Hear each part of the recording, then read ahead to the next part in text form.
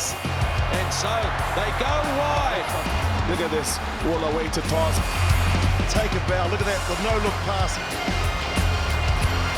Speed, strength and weight, all words that relate to rugby players, but also directly to the specific skill of the pass. And with such a heavy emphasis in sevens, there's more to passing than meets the eye.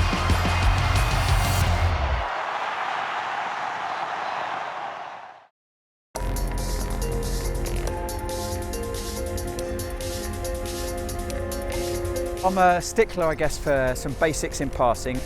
The ability just to push your hands through and extend towards targets, your outside arms as the receiver, making sure that your palms aren't over-rotating, you know, various cues like shaking hands towards people that are getting the ball back. And then it's repetition to turn it into a bomb-proof passing skill, really. That is Fijian rugby at its absolute best. The little flick pass by Tuai, absolute brilliance here from Fiji. When I see the team talk more, when I see the ball in one hand, when I start to see stuff out the back around the corner, we're on point, we're playing well. When you see that happening, you should worry from an opposition's point of view, because it means we've got our tails up. We've changed the angle and the focus particularly well, and they can do it in a small space, and it's, again, just seeing a defender just off balance slightly, that's for them a great cue, and so we keep looking at that because we can still improve it. Samoa have the highest rate of passes in the series. It's a beautiful example of how you play sevens rugby. The ball will always beat the man.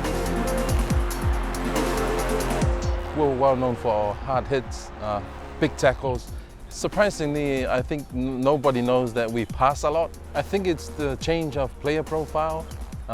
Like for this particular team and for the teams that we've been having this circuit, we've been lacking a lot of size and a lot of height.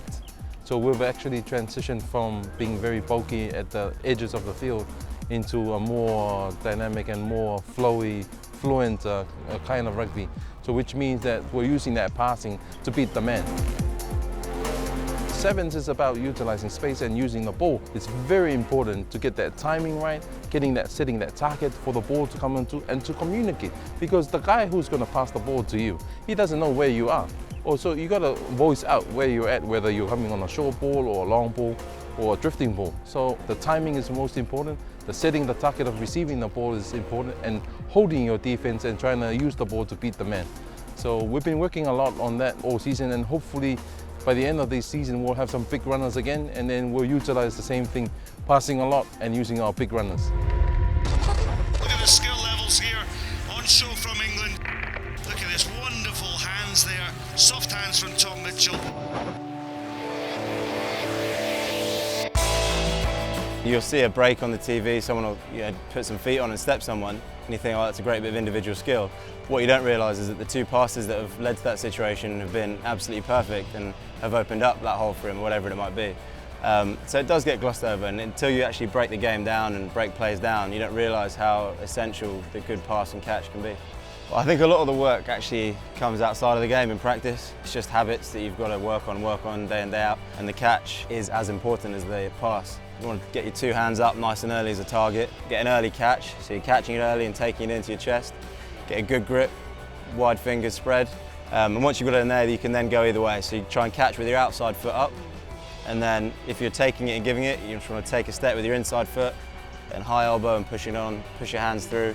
I mean, everyone likes the big Hail Mary, miss three, straight to the wing. Sometimes those look great when they run in the corner, but just being able to fix someone's inside shoulder and push a 3-metre pass to someone coming at pace through a hole, that's as great a skill as throwing a 30-metre pass. And to have both in your locker is essential, I think, particularly as a playmaker. Pass of the weekend here from Mickelson, looking at the overhead pass.